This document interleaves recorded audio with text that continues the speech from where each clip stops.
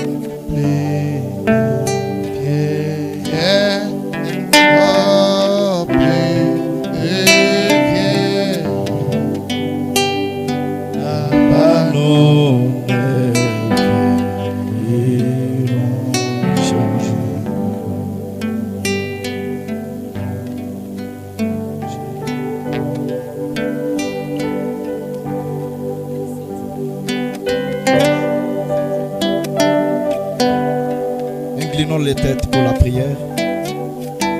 Dieu notre Père, Dieu de toute bonté, toi qui as permis que cette vie vienne au monde, tu as voulu que ce garçon, Seth, vienne ici sur la terre pour un but. Tu l'as gardé, Seigneur Jésus, jusqu'à cet âge. Devant les incidents malheureux, tu l'as épargné, Seigneur. Ceci prouve que tu as encore à faire avec lui. Alors qu'aujourd'hui, c'est son anniversaire. En tant que ton serviteur, je le consacre à toi, Père. Et je le cache dans ton sang. Là où les voleurs ne peuvent jamais, Seigneur, l'atteindre.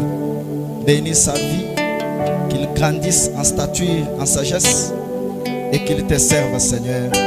Je le consacre à toi. Et je consacre ces années qui sont devant de lui à toi. Pour la gloire du Père. Au nom de Jésus-Christ.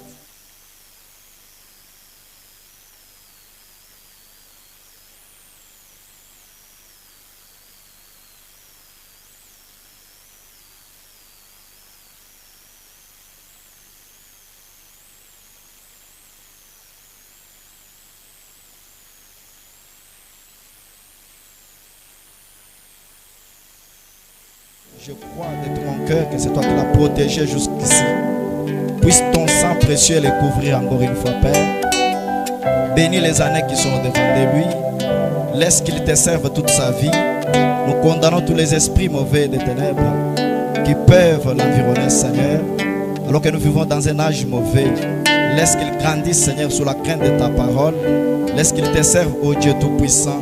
Que ton ange marche au-devant de lui. Alors que je le consacre à toi pour ta gloire. Au nom de Jésus-Christ. Amen.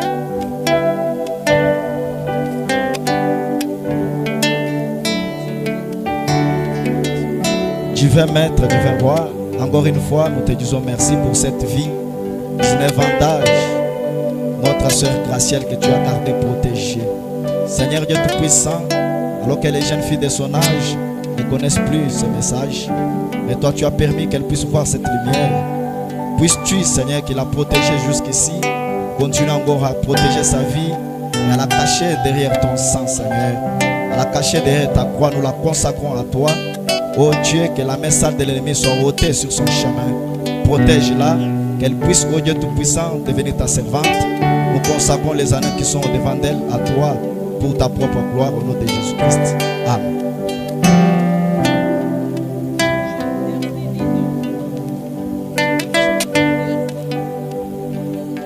Seigneur Jésus, tu as dit dans ta parole, laissez les petits enfants venir à moi, car le royaume des cieux est pour ceux-là qui sont comme eux, Père.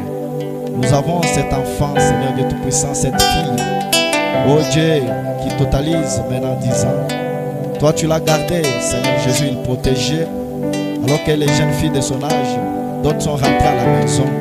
Ceci prouve que tu as, oh Dieu, un avenir meilleur pour elle. Protège-la, Seigneur. Bénis ses parents. Oh Dieu Tout-Puissant, donne-la l'intelligence et la sagesse. Qu'elle grandisse sous l'emprise du Saint-Esprit. Nous la confions à toi. Ôte toutes mes salles de l'ennemi sur elle, au nom de Jésus-Christ. Amen.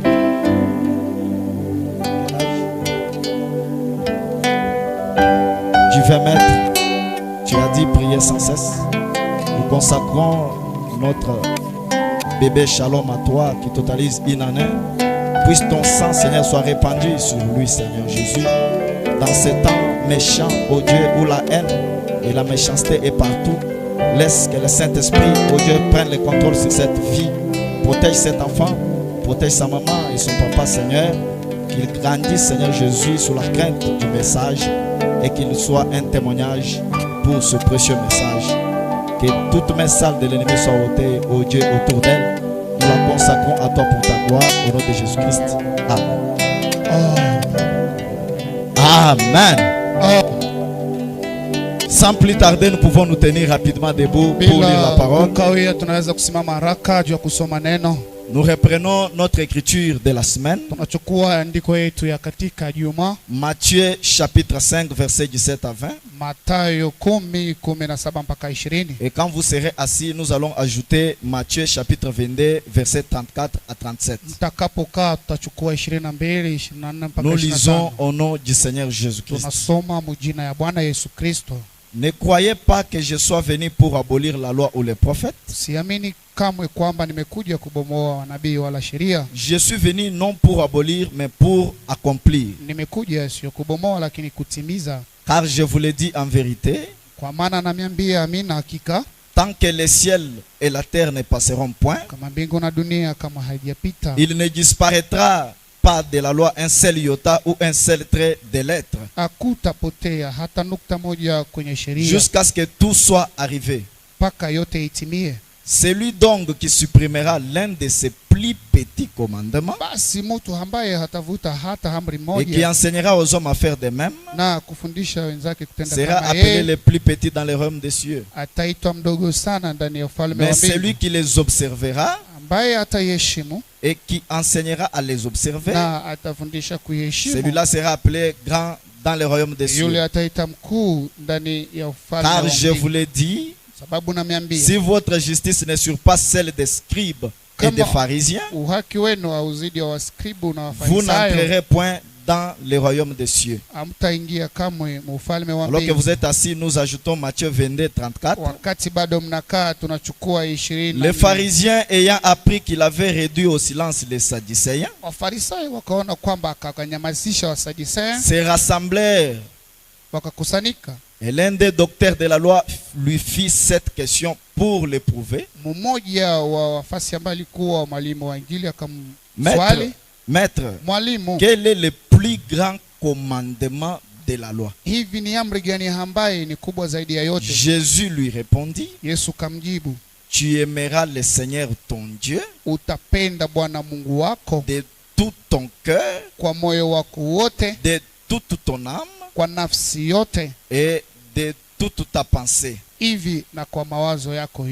C'est encore l'ancien Saint-Esprit et Satan ne peut l'approcher. C'est pourquoi le peuple le craint. Il est si bon pour donner, donnez-moi l'ancien évangile. Donnez-moi l'ancien évangile. Oh, donnez-moi l'ancien évangile. Il est si bon pour moi. Jésus, donnez-nous l'ancien évangile. Oh, donnez-nous l'ancien évangile. Oh, donnez-nous l'ancien évangile. Il est si bon pour nous. Oh, il met la fin à tes mensonges.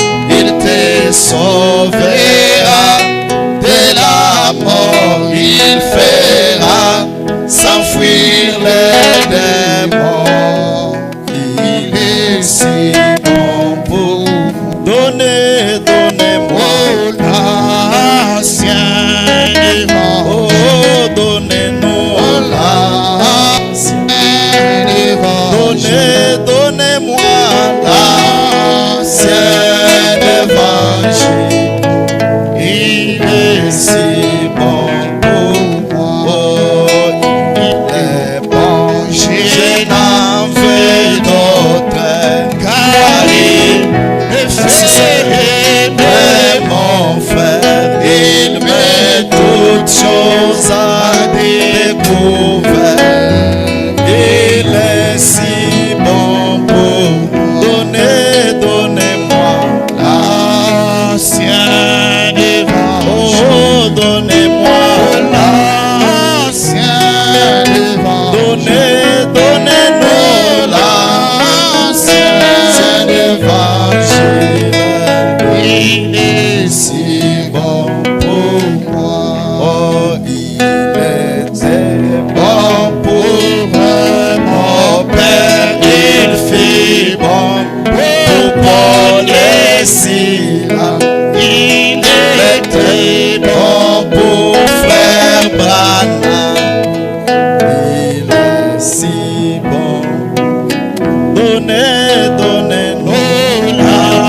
l'ancien évangile. Oh, donnez-nous l'ancien évangile. Oh, donnez-moi l'ancien évangile. Il est si bon pour moi. Avec nos têtes inclinées, prions le Seigneur. Dieu est tout-puissant. Avec un amour rempli dans nos cœurs ce matin, lorsque nous venons de fredonner ces cantiques qui enflamment nos cœurs, cet ancien évangile que le monde fuit, Seigneur, mais il est bon pour le véritable croyant. Seigneur Jésus, voici, nous sommes venus dans ta maison de correction pour que toi, qui es le grand maître, Seigneur Jésus, potier, tu puisses nous façonner à ton image, Père. Alors, oh Dieu Tout-Puissant, je n'ai rien de bon à donner à ce peuple qui est venu, oh Dieu, pour écouter ta parole. Mais je m'attends humblement à toi, afin que toi, l'enseignant du temps jadis, tu viennes, Seigneur Jésus, ce matin, prendre ces citations et ces écritures bibliques, les transmettre dans le cœur de tes enfants. Seigneur Jésus, ramène les rétrogrades ce matin. Remplis l'amour de cœur de tes enfants.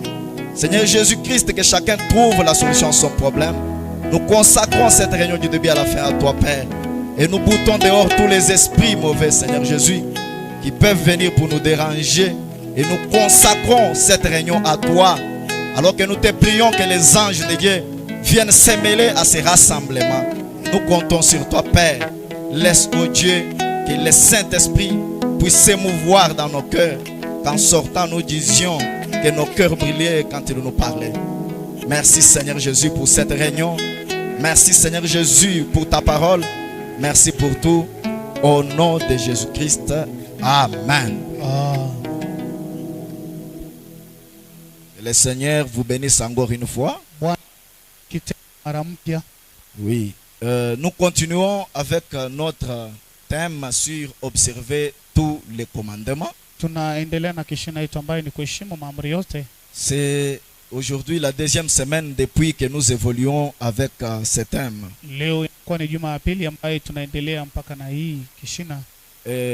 Nous sommes en train de voir qu'un véritable croyant rempli de l'Esprit de Dieu,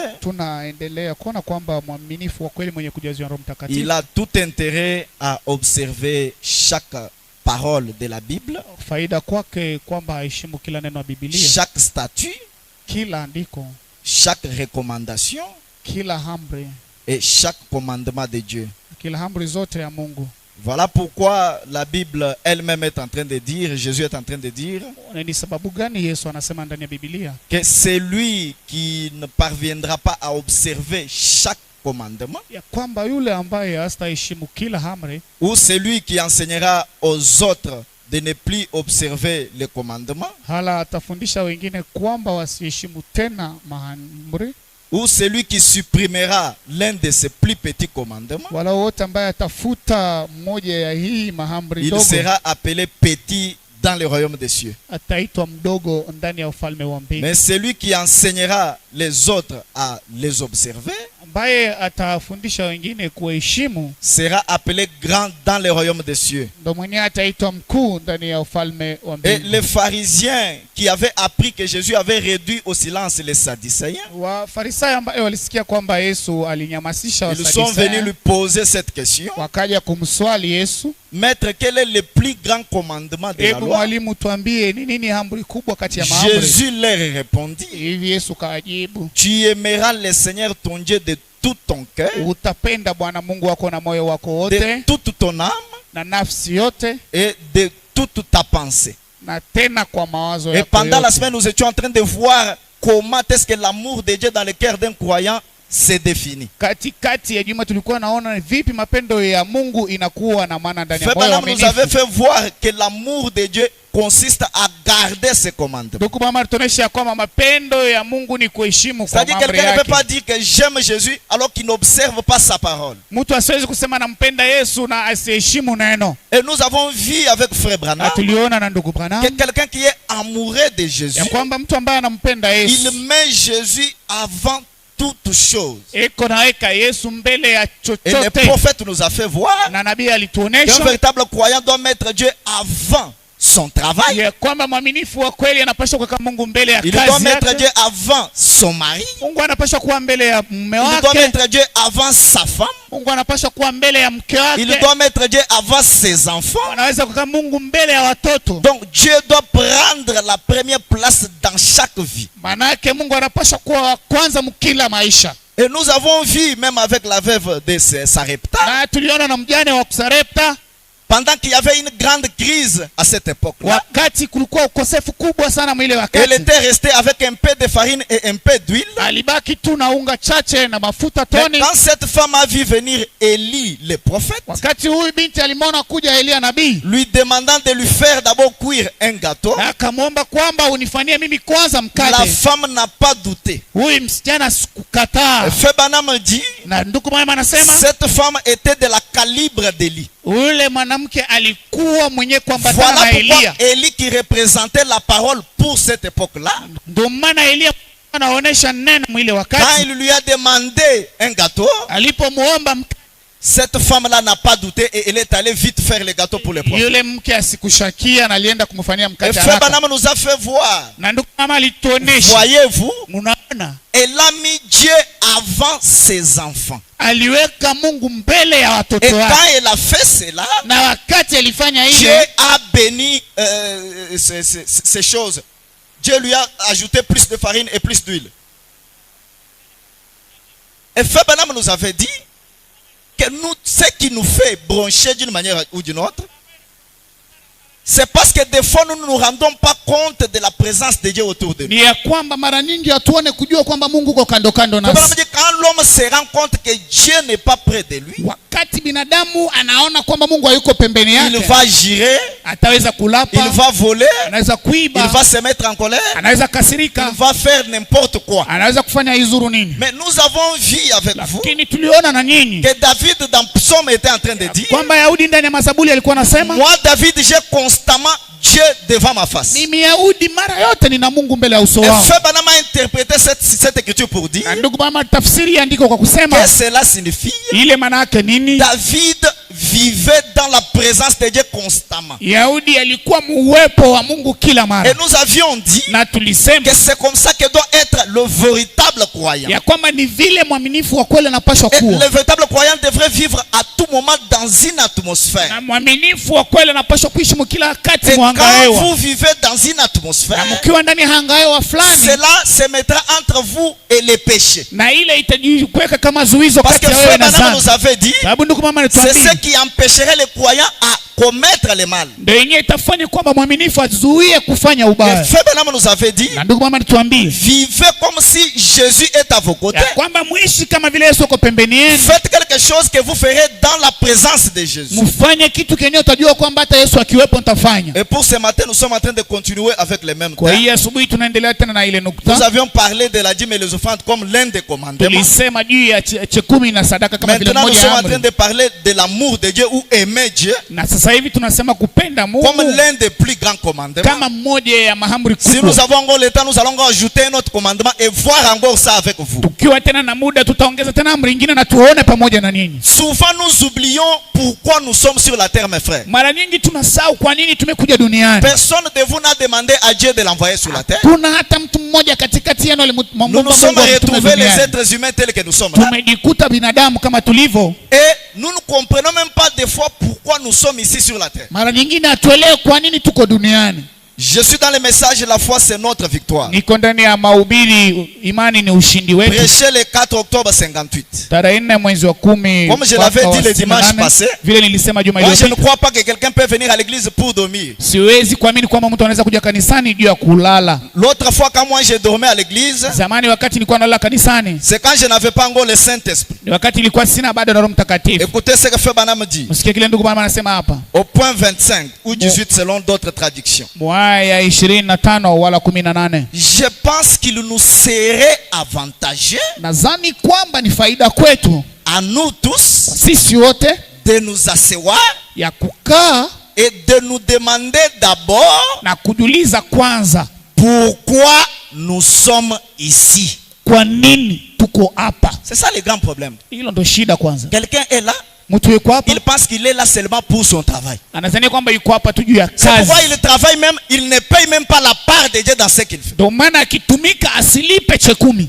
Quelqu'un est là, Mtu yuko pale il pense qu'il est là simplement pour se marier, mettre au monde ainsi de suite. anadhani kwamba yeye kazi yake ni kuoa na kuzaa. Et il ne sait pas pourquoi il est sur la terre. Na hata asijui kwa nini amekuja Et pour duniani. venir à l'église, on doit le forcer à tout moment. Na kwa kuja hapa kanisani na Venez à l'église, venez à l'église. ndio kanisani ndio Frère kanisani. Branham a dit, Ndugu mama anasema absentez-vous de temps en temps de votre travail, mara nyingine muwe mnakosa kwenda mais kazini, ne vous absentez pas de l'église. lakini kanisani Mais nous msikose avons kwenda. fait le contraire. Sisi tumegeuza. Nous nous absentons de temps en temps de l'église. Kwa mara na mara tunakusa kwenda Et kanisani, nous ne nous absentons pas de notre travail. lakini kazini hatuwezi C'est-à-dire, nous kukosa voulons kwenda. donner à Dieu notre image de notre propre vie. Maanake tunataka kumwonesha Mungu picha ya maisha allons yetu. voir ça avec Frère Branham. Tutaiona Nous na allons ndugu Branham, tutaiona. Je pense qu'il nous serait avantageux Nadhani kwamba ni faida kwetu à nous tous, tels que nous sommes là, sisi wote tulivyo hapa de nous asseoir ya kukaa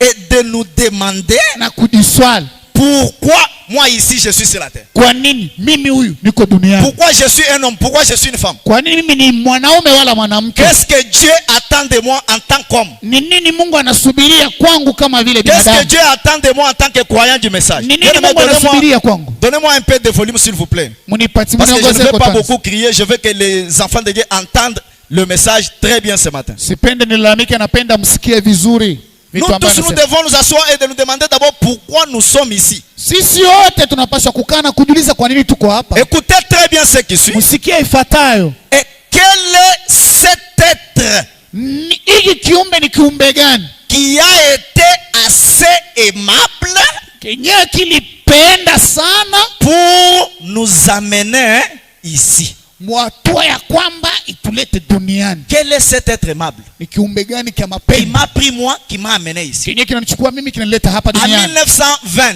Mu mwaka moja ou en 1920 1909, wala 1909 personne n'était sur la terre ici. hakuna mtu alikuwa Mais duniani il y hapa. avait des gens qui ont vécu. Lakini kuna watu walikuwepo. Vous étiez dans la pensée de Dieu selon ce que Dieu fait maintenant. Nyinyi mlikuwa mawazo ya Mungu unavyosema Si vous nabii. êtes un fils de Dieu. Kama wewe ni mwana wa Mais Mungu. personne n'a demandé à Dieu de l'envoyer sur la terre. Lakini hakuna aliyemwomba Mungu amtume duniani. Frère Branham a dit, Ndugu mama anasema, quel est cet être aimable hiki ni kiumbe gani kia mapendo qui a été assez aimable pour nous amener ici? kenye kilinipenda sana wala kutupenda sana kutuleta duniani. Frère Branham continue. Ndugu mama maendeleo. Nous devons considérer cela Tunapasha kuyaona na maana et lui lui demander, donc demander à cet être-là, Hivi kuomba kile kiumbe ce qu'il voudrait que nous fassions. yenyewe atapenda Est-ce que sisi quelqu'un kufanya. peut dire un grand amen? Mtu anaweza kusema amina. C'est ce que devrait faire chaque sœur et chaque frère. Ndo kenyewe kila ndugu na dada walipasha kufanya. Seigneur, Bwana,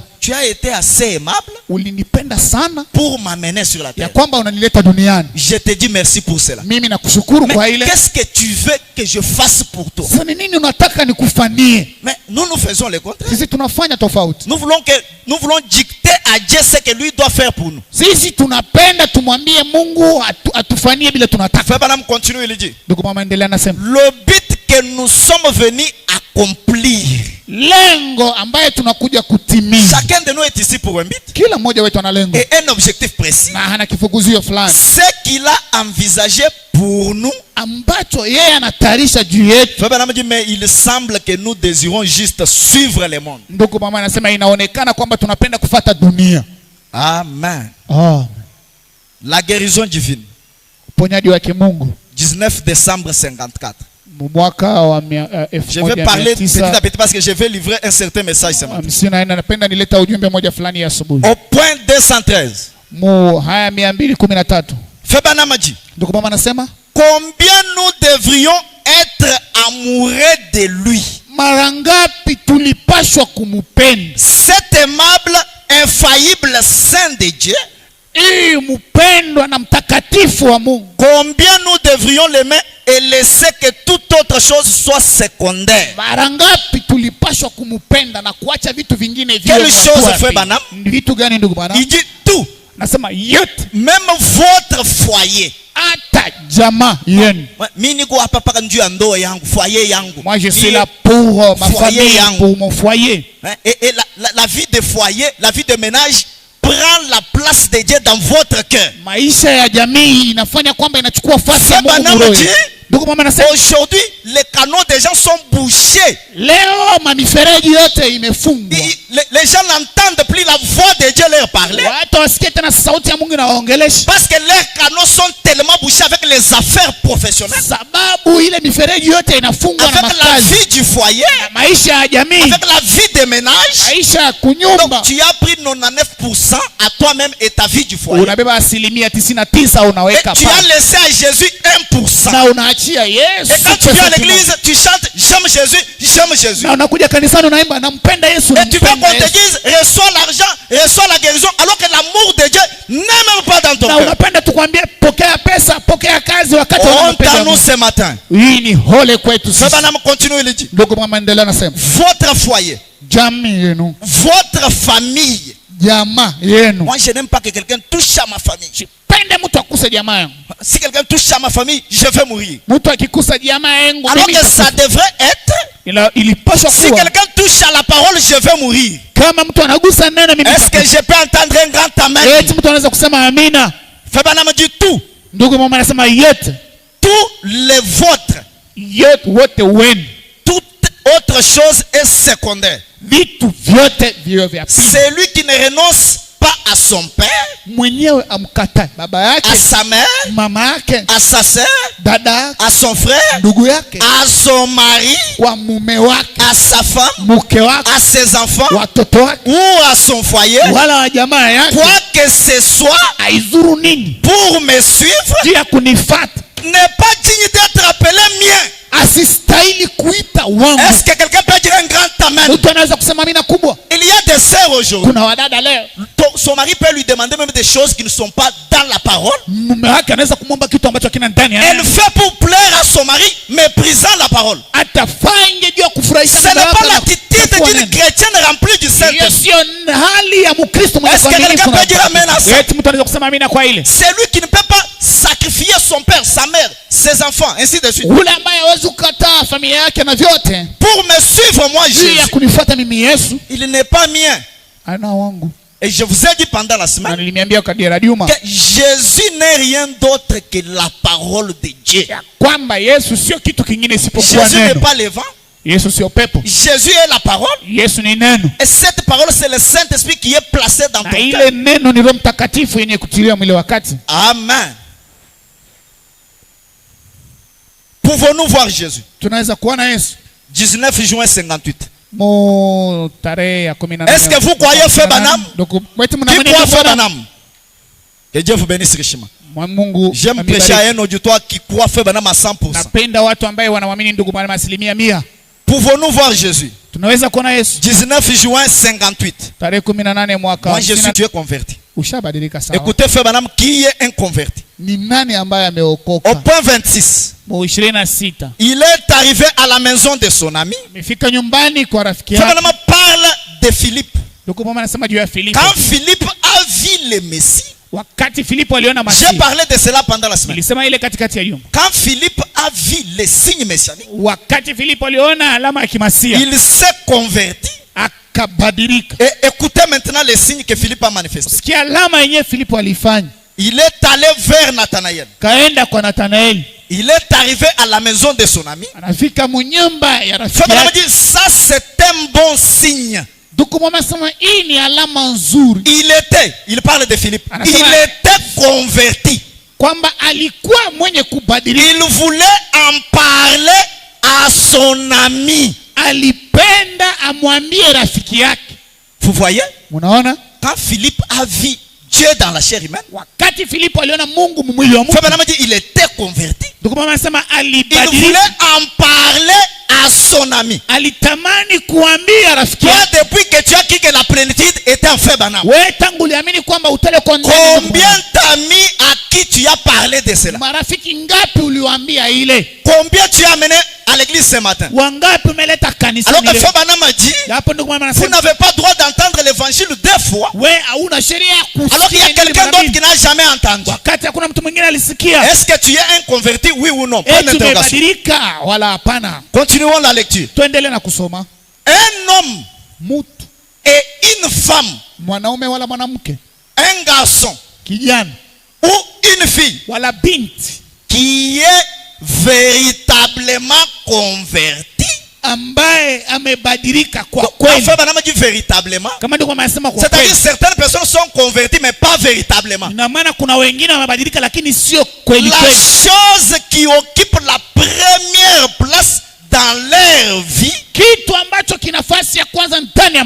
tout ce à quoi ils peuvent penser, c'est aux affaires, c'est à la femme, c'est aux enfants. Miséricorde. Tout ce à quoi ils peuvent penser, c'est à Jésus-Christ. Est-ce que je peux entendre un grand amen? Tout ce qu'ils peuvent penser. Je suis converti il y a 10 ans. On va voir ça avec Frère Branham. J'ai une bonne ancienne expérience. On va voir ça. Mais tu es converti. Combien de gens tu as amené à Israël? Qu'est-ce qui domine ta pensée? Tu es prêt à mourir pourquoi? Pour l'argent? Pour ta famille? Mais tu peux laisser ton ami venir tourner en dérision ta religion et tu es calme parce qu'il a l'argent. Miséricorde. Que chacun revoie sa conversion ce matin. C'est ce que je me demande. La condition de l'église aujourd'hui, de voir que nous sommes paralysés par ces choses. Frère Branham a dit, nous devrions être en fait. Est-ce que je peux entendre un amen? Saluer ton voisin. Tu dois être en feu. Dis-lui encore, tu dois être en feu. Applaudissez pour la gloire du Seigneur. Je suis allé dans une église prêcher quelque part. J'ai dit aux gens, saluez ton voisin. Tu vois une sœur qui boude sa voisine, il regarde comme ça. J'ai dit, mais si tu n'es pas capable de saluer ton voisin dans l'église, est-ce que tu peux le saluer dans la cité? Alors que nous devons être d'un commun accord ici. Et Frère Branham le faisait, j'ai des citations. Saluez-vous, saluez tout le monde dans l'église. Frère Branham a dit, nous devions être en fait, enthousiasmés, en train de brûler. Quand Philippe a vu que Dieu Dieu était dans la chair humaine, il n'est pas allé dormir chez lui. Quand il est arrivé chez Nathanaël, il ne voulait même pas saluer la femme de Nathanaël, parce que le feu brûlait tellement dans son cœur. Il est arrivé là, il a demandé à sa femme, où est Nathanaël? Il est là en train de prier. Et Fabana m'a dit, il a attendu. Il voulait qu'il termine vite la prière. Et quand Nathanaël a dit Amen, il est revenu. Il a dit bonjour Philippe, comment tu vas? Fabana m'a dit, il n'a même pas répondu à tout ça. Il a dit nous avons trouvé le Messie. Viens et vois. Il avait un message. Et les croyants du message aujourd'hui doivent être porteurs du message. Tu fais des réunions avec tes amis. Tu fais des réunions avec tes voisins. Tu parles avec tes connaissances. Combien de fois tu as déjà parlé du Dieu qui est venu dans la chair? Donc ça c'est pour les prédicateurs. Moi je ne suis pas prédicateur. Chacun de nous rendra compte de ce qu'il a écouté. Est-ce que je peux entendre un grand amen? Nous devrions être en train de brûler. La première chose le matin. Quelle est ta première chose le matin? Téléphone. Quand tu te réveilles. Sur Facebook, on a publié quoi? Sur les statuts de mes amis. Donc c'est ça ta première chose. Tu oublies qu'il y a quelqu'un qui t'a donné le souffle de vie que tu as. Qui t'a donné les habits que tu as. Qui t'a donné cette maison-là. Et qui t'a donné ce travail-là. Mes frères, nous sommes très loin plus que nous le pensons. La première chose le matin. Et la dernière chose le soir. Toi, la première chose le matin, c'est ton téléphone. Et la dernière chose le soir, c'est ton téléphone. Et tout au long de la journée, dans mon cœur, dans mon esprit, tout au long du jour. Mais en fait, nous faisons notre religion de temps en temps. Des petites religions. J'aime Jésus. J'aime Jésus. Jésus. Une petite religion. Une petite prière. Tu viens à l'église quand tu veux, à l'heure que tu veux. Nous faisons notre religion de temps en temps. Lorsqu'un évangéliste vient dans la ville, nous allons à l'église. Non, tel pasteur est venu de Kinshasa. Non, qui prêche là-bas? Il prêche quoi? La repentance. Oh, frère, nous sommes déjà des êtres. Ça, ce sont des petites choses, frère. Quand il va terminer, moi je vais aller. J'ai le Saint-Esprit. Je suis converti. Écoutez, Febanam. Quand un évangéliste vient dans la ville, nous allons à l'église. Et peut-être le dimanche matin, s'il n'y a pas un bon spectacle qui passe à la télévision, eh bien nous allons à l'école du dimanche. Febanam a dit, vous voyez, la chose n'est plus dans votre cœur. Est-ce que je peux entendre un grand amen? Febanam a dit, le feu s'est éteint.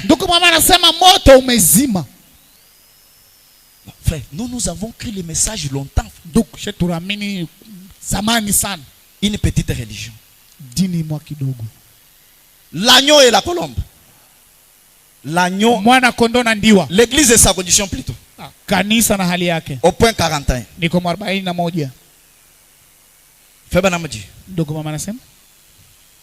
Il y a autre chose qui caractérise l'agneau.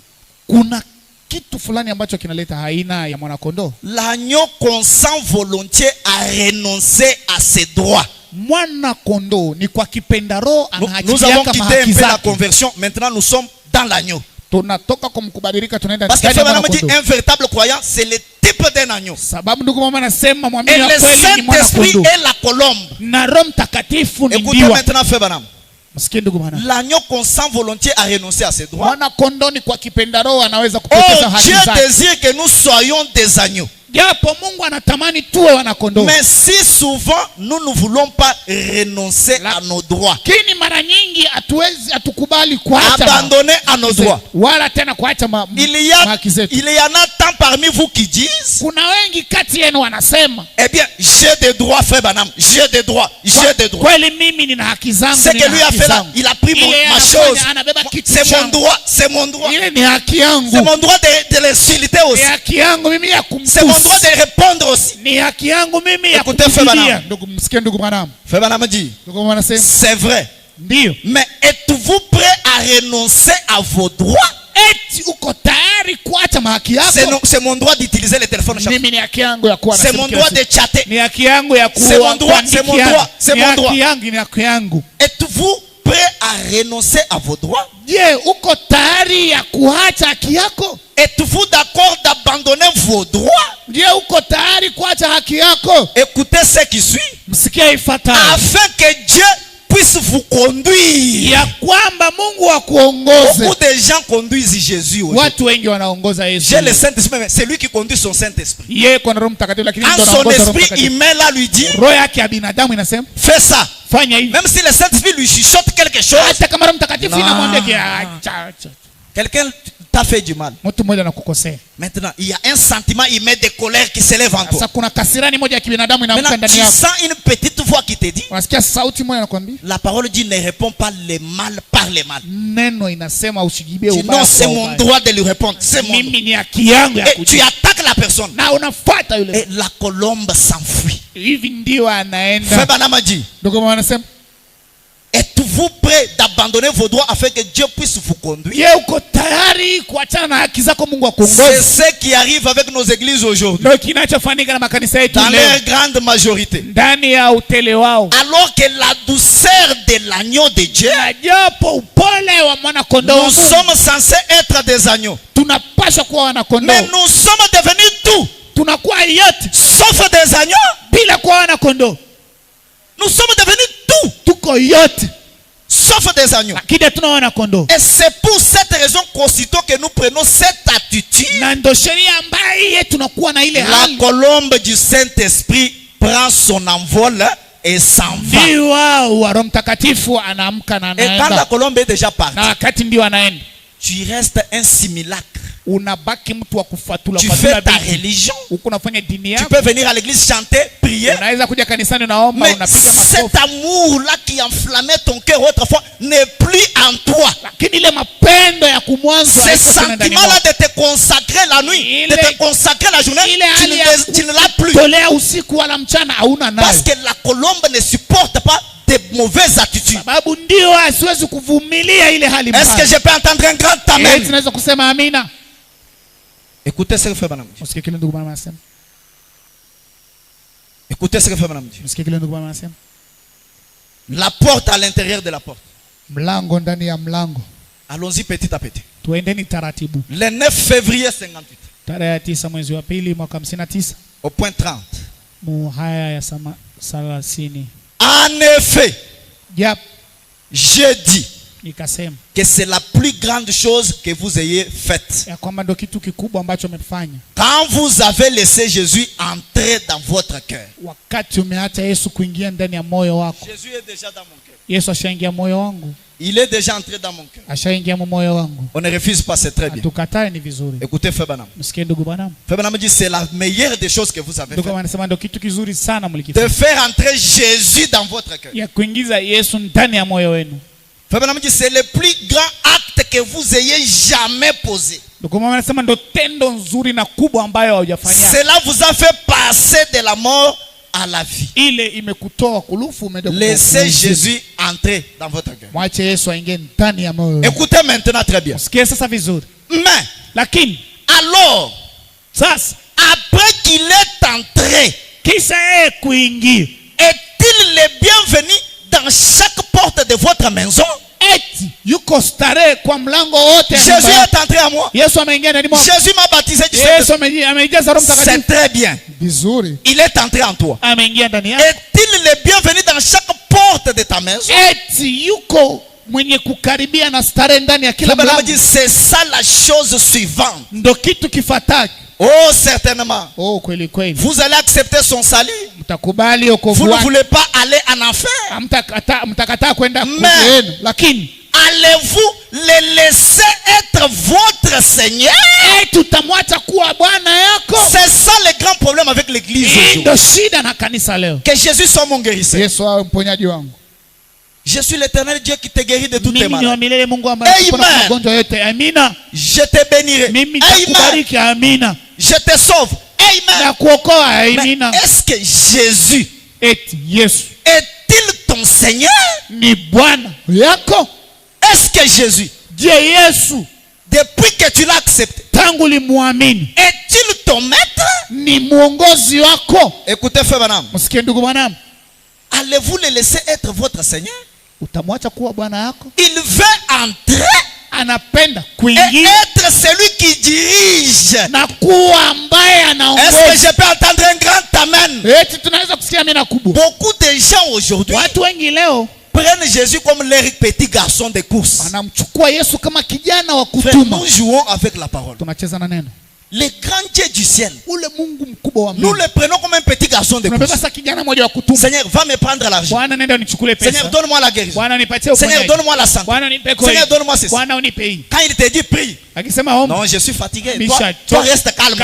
Suis ce que moi je t'ai dit. Toi, le Saint-Esprit, tu es venu dans mon cœur, mais tu dois suivre ce que moi je t'ai dit. Miséricorde. Miséricorde. Frère Branham dit, c'est pour ça il veut entrer et être celui qui dirige. C'est pour ça qu'il veut entrer. Vous ne savez pas ce qu'il faut faire. Vous êtes un humain. Vous ne savez pas. Tel que vous êtes là, vous ne savez pas ce qui vous attend demain. Le mois prochain, vous ne savez pas ce qui va se passer. L'année prochaine, vous ne savez pas. Mais c'est Jésus qui connaît le futur. Moi, je ne connais pas le futur. Mais il y a un être qui connaît le futur. C'est le Seigneur Jésus-Christ. Voilà pourquoi moi, Branham, j'aime entretenir avec lui de bonnes relations. Parce que c'est lui qui connaît là où moi j'aimais les pas. Nous faisons tout sauf le laisser diriger. Moi je veux ceci. Moi je veux. Moi je veux. Mais qu'est-ce que Dieu veut? Qu'est-ce qu'il veut? Frère, c'est ça le message. Je dis bien c'est ça le message. Est-ce que je peux entendre un grand amen? Je crois le message du temps de la fin. C'est ça le message. C'est pour Frère Branham. Nous avons lu une citation ici. Frère Branham a dit, j'aime reposer mon âme sur chaque facette de la parole. Mais toi tu as reposé ton âme sur une seule facette. Quand on prêche seulement Luc 17:30, Apocalypse 10, c'est ça le message. Tout ça là, moi, c'est la preuve que tu n'as pas le Saint-Esprit. Parce que le véritable Saint-Esprit, c'est croire à toute la parole de Dieu. Est-ce que je peux entendre un grand amen?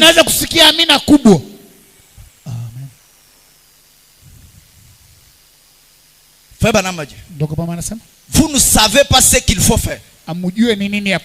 Lui, c'est effectivement ce qu'il faut faire.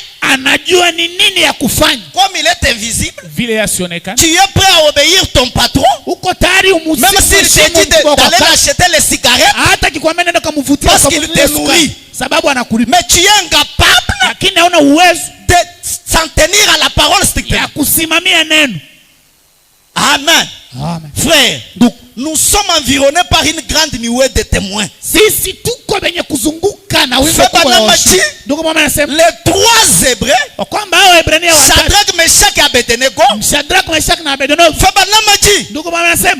aimaient Dieu plus que leur propre vie. Ils étaient prêts à accepter d'entrer dans la fournaise plus que leur vie. Et quand Dieu a vu cet amour là, wakati Mungu aliona ile mapenzi, l'amour de la parole, ile kuheshimu kwa neno, il n'a pas envoyé un ange. Asikutuma malaika. Frère, il y a certaines personnes pour qui Dieu, quand on l'attaque, Dieu n'envoie même pas un ange. Una watu wenyewe il vient lui-même, anakuja yeye peke, lui-même. Il n'a pas besoin d'envoyer Gabriel. Parce que Frère Branham dit, les anges se sont présentés, ils ont défilé. Seigneur, Absinthe est venu. C'est moi qui ai noyé la terre au temps de Noé. Laisse-moi aller. Et tu verras dans quelques minutes, cette région-là sera inondée des eaux. Jésus lui a dit, calme-toi. Depuis la nuit, je les observe. Quand ils étaient en prière, je les observe. Pourquoi? Il a vu les degrés de l'amour de Dieu dans leur cœur. Je crois arc-en-ciel entre dans les eaux profondes. Ne voudrons pas de petits sermons superficiels. Non. Quelque chose qui cure les péchés. On prend une plaie, on la nettoie, les sang sort et on applique les médicaments. C'est ça la religion du message. Est-ce que quelqu'un peut dire un grand amen? Avançons. Beaucoup l'acceptent comme sauveur. Jésus mon sauveur. Oui. Mais quand tu l'accepté comme Seigneur,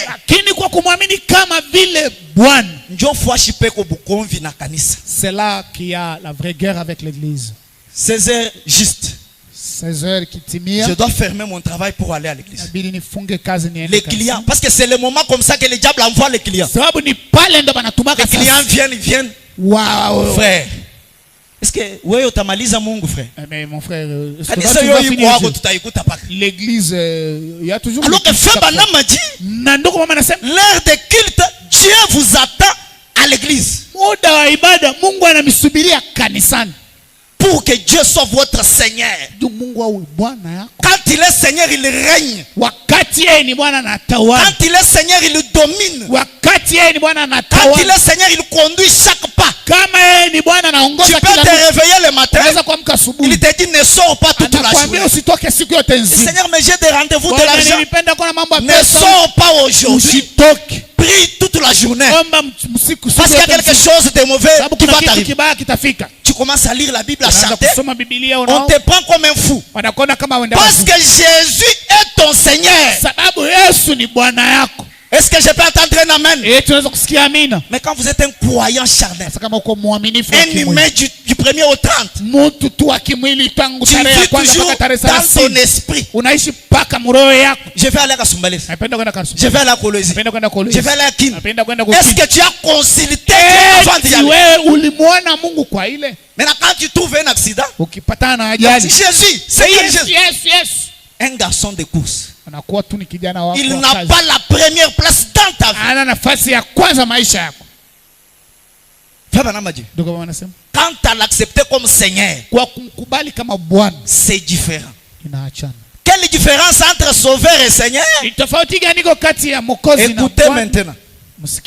En tant que sauveur, il vous sauve du péché. Mais en tant que Seigneur, il est celui qui règne. Vous le laissez entrer, mais vous ne le laissez pas régner.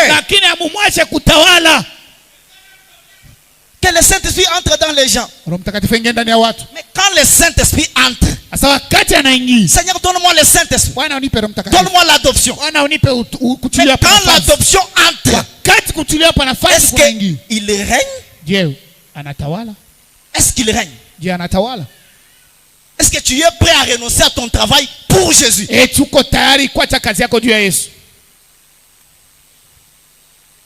Point 31. En effet, dans le cœur humain, c'est là juste comme une porte de la maison. Après être entré, entre messieurs, Ingia bwana. Assis-toi. Kaa pale. Mais ces autres petites portes, lakini milango midogo, je ne veux pas que tu t'amuses chez moi. Sipende ufanye mchezo huku kwangu. Il y a des gens qui sont audacieux. Lui, il veut toujours dire à Jésus ce que lui doit faire. Il peut prendre même une citation de Frère Branham et la déguiser selon sa compréhension pour satisfaire ses désirs charnels. Toi, la citation, tu dois te convenir à ma compréhension. Entre dans mon cœur, oui. Parce que moi, je ne veux plus aller en enfer. Mais quand tu entres, ne me dites pas de laisser les réseaux sociaux. Je ne dis pas que c'est mauvais d'utiliser les réseaux sociaux. Mais les réseaux sociaux devraient être un canal d'évangélisation. Mais ce que nous voyons, c'est autre chose. Une sœur s'habille et elle commence à tourner. Elle montre toutes les parties de son corps. On est où? Entre, messieurs. Assis-toi. Mais ces autres petites portes, je ne veux pas que tu t'amuses chez moi. Ça c'est mon corps, ça c'est mon corps, ça c'est mon âme à moi. Mais toi, le Saint-Esprit, même quand on parle, on gronde sur le péché à la chair. Non, je ne viendrai plus. Miséricorde. Je ne veux pas que tu t'amuses chez moi. Frère Branham a dit, j'aimerais parler un peu sur ces portes. Toutes sortes de ces petites portes privées de votre vie privée. Ça c'est ma vie privée, frère. Toi tu n'as pas le droit de me demander. Frère, je t'ai vu avec une soeur quelque part. C'est qui? Ce n'est pas ta femme. Non frère, vous êtes comment? Toi tu as le droit de me demander dans ma vie privée. Frère, mais quelles sont les choses que tu vois dans ton téléphone? Ça c'est mon téléphone, c'est ma vie. Comment toi tu peux avoir le courage d'entrer dans ma vie? Un croyant n'a pas de vie privée. Frère Branham a dit, nous devons veiller les uns les autres. Les uns les autres. Ton frère a droit de te contrôler. Et si on fait la procédure, on voit que tu n'es pas chrétien, on t'excommunie, c'est la parole. Frère Branham a dit, cette petite porte de votre vie privée, Jésus peut être votre sauveur, mais n'essaye jamais de me dire quoi faire. Seigneur, je sais ce que je vais faire. Même en quittant aujourd'hui à l'église, moi je sais ce que je vais faire. Et n'essaie jamais de me diriger. Frère Branham a dit, c'est ça l'attitude de beaucoup de gens qui professent le christianisme. Est-ce que l'église peut dire amen? Vous m'avez dit que vous croyez Frère Branham. C'est Frère Branham. C'est ça l'attitude de plusieurs qui prétendent être des chrétiens. La parole de Dieu n'a pas de l'emprise sur eux. Mais les chrétiens d'autres, ils étaient totalement abandonnés à la parole. C'est ça l'attitude de beaucoup de gens qui professent le christianisme. Il est au-dessus de tout ce que vous avez. Ça c'est mon argent. Cet argent, je l'ai acquis au prix de beaucoup de sacrifices. C'est mon argent, frère. Frère Branham a dit, votre argent, c'est pour votre église. Est-ce que quelqu'un peut dire un amen? Qui était venu avec l'argent? Personne. On veut construire, non, c'est mon argent. Comme j'ai déjà construit, je ne paye pas la dîme. Jésus, toi, écoute ce que moi j'ai dit. Comme j'ai construit l'église, la dîme, je récupère d'abord mon argent. Il est au-dessus de vos opinions. Il est au-dessus de tout ce que vous avez. Il est au-dessus de vos émotions. Il est au-dessus de vos idées. Toi, tu as ton idée. Mais quelle est l'idée de la parole? Ça, c'est mon idée. Mais la parole. Un chrétien devrait d'abord penser à la parole. Personne ne peut pécher avant de se débarrasser d'abord de la parole. Parce qu'il y a une citation qui arrive. Tu prends la citation, tu jettes. Tu commets maintenant l'erreur. Il est au-dessus de vos idées. Il contrôle chaque fibre de votre pensée. Est-ce que je peux entendre un amen? Jésus contrôle chaque fibre. Jésus contrôle chaque os. Nous a dit pendant la semaine, cette église, quand elle arrive à ce stade, sa pensée devient la parole de Dieu. Et vos paroles se manifestent. Fais prononcer la parole. Les écureuils sont sortis. Mais il faut être dans quelle attitude? C'est ça le problème. Les pensées pleines de choses du monde. Comment tes pensées peuvent devenir la parole de Dieu? Est-ce que quelqu'un peut dire amen? Frère Branham a dit, chaque fibre de votre pensée, tout ce que vous êtes, vous le tournez vers lui. S'il va être votre sauveur et votre Seigneur.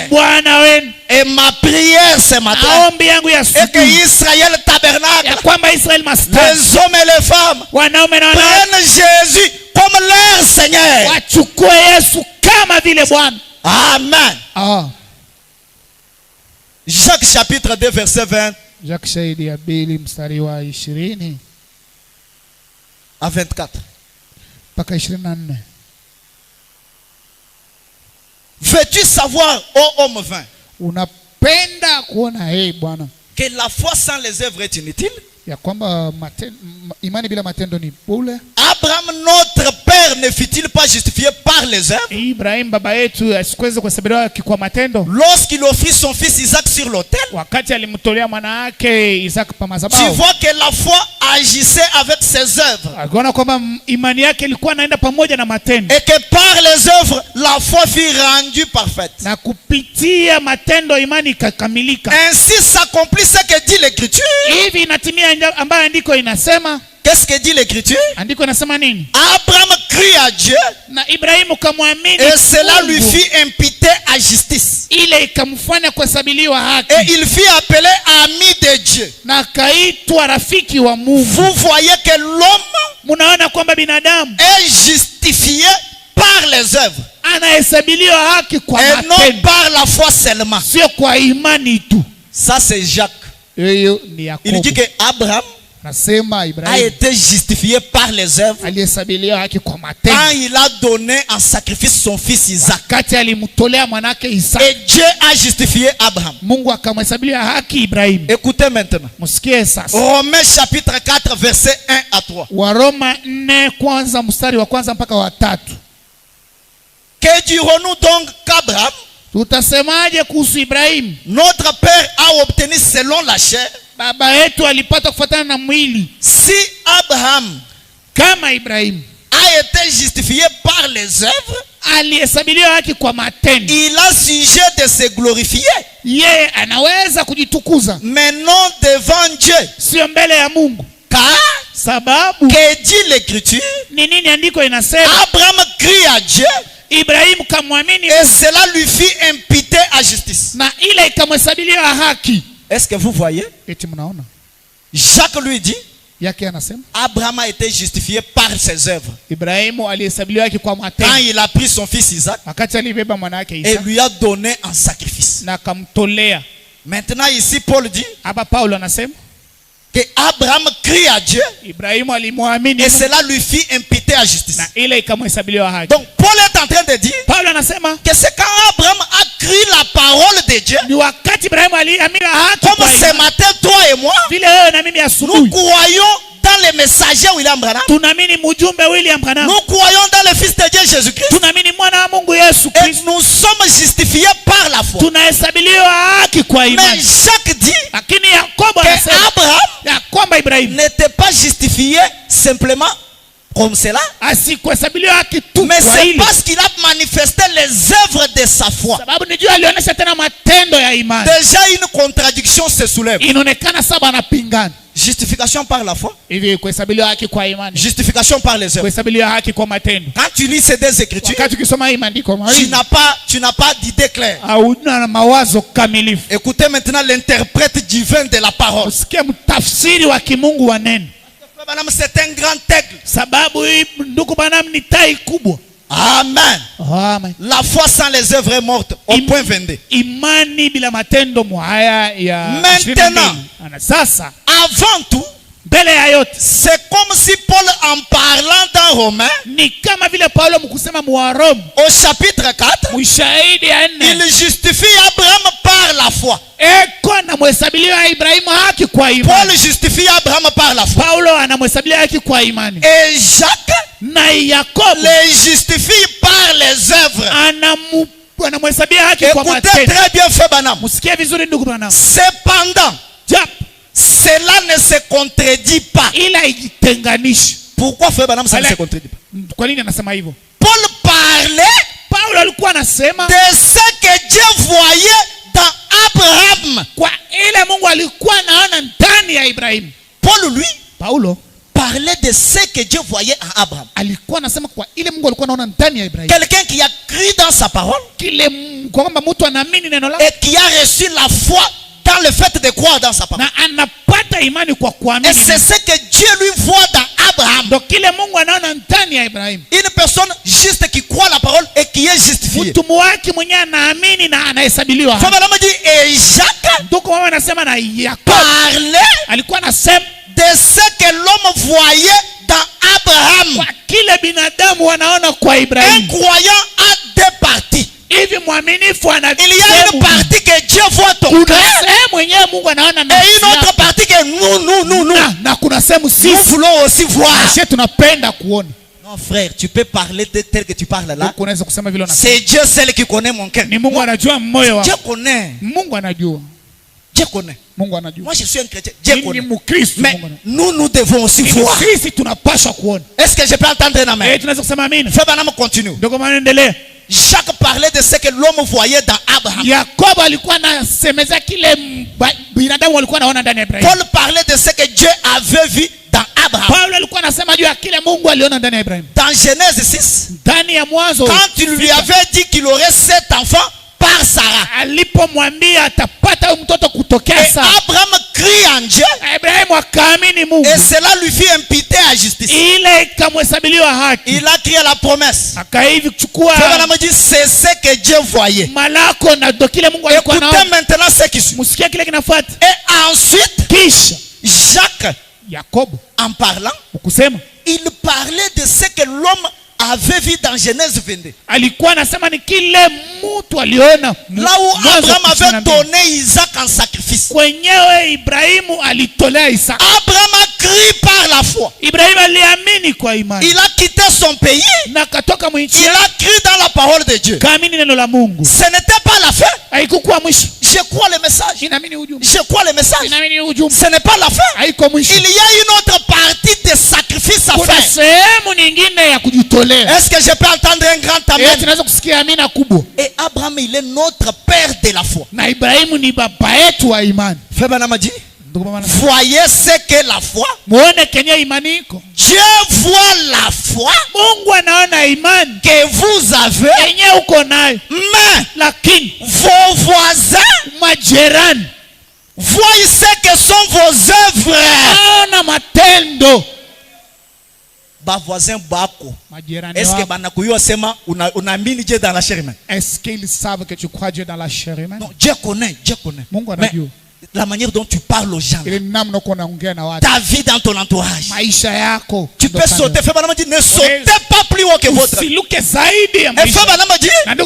lieu de me prêcher un sermon, mieux vaut me vivre ce sermon.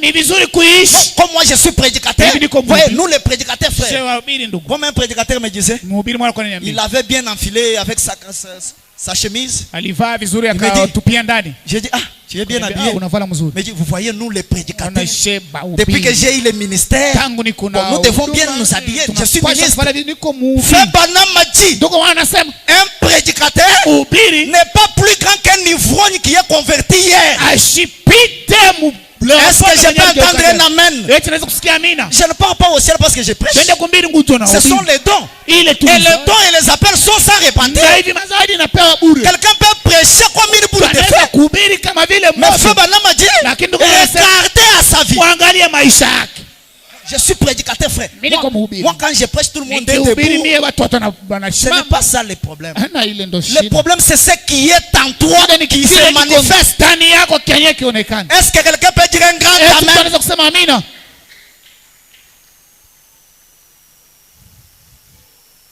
Dieu voit la foi. Dieu voit la foi. Je dois suivre ça au tableau très bien. Dieu voit la foi. Dieu voit la foi que vous avez. Mais vos voisins voient ce que sont vos œuvres. Unachambulisha message kwa voisin bako. Tu as vraiment apporté l'opprobre sur une pierre d'achoppement. Je vous montrerai moi Branham mes œuvres par la foi. Remarquez. Je crois que cet auditoire ici a la foi. Mais je crois que vous avez peur de la libérer pour les œuvres. La foi sans les grâces. Jéhovah Jireh le 26 mars 57. Applaudissons pour la gloire du Seigneur. Au point 72. Maintenant, alors qu'Abraham gravissait la colline, le petit Isaac se demandait d'où viendrait cet agneau là-bas. Dit, donne-moi ton fils là. Tu prends ton fils là, tu pars pour le brûler. Frère, c'est parce que dans la Bible nous lisons, nous passons. Les offrandes, construire l'église, tu ne veux pas. Seulement l'enfant. Mais nous lisons dans la Bible, nous passons. Abraham, nous sommes semences d'H.A.M. Mais H.A.M. Abraham, il était prêt à sacrifier tout pour Dieu, pour l'amour de la parole dans son cœur. Frère, que Dieu nous aide ce matin. Quelqu'un qui prend son enfant, frère, ça me fait très mal. Ça me touche. Même moi-même qui prêche, je me sens très loin de la parole.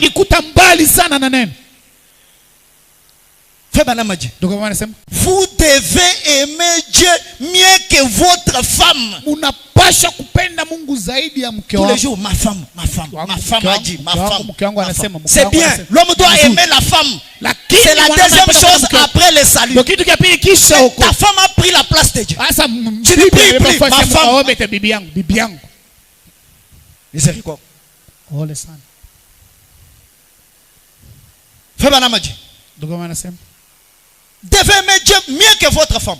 Je ne dis pas qu'un frère ne doit pas aimer sa femme. Ne me comprenez pas mal. Que votre mari, vos enfants, votre pasteur, oui, tout ce qu'il y a, vous devez premièrement aimer Dieu. Est-ce que quelqu'un peut dire un grand amen?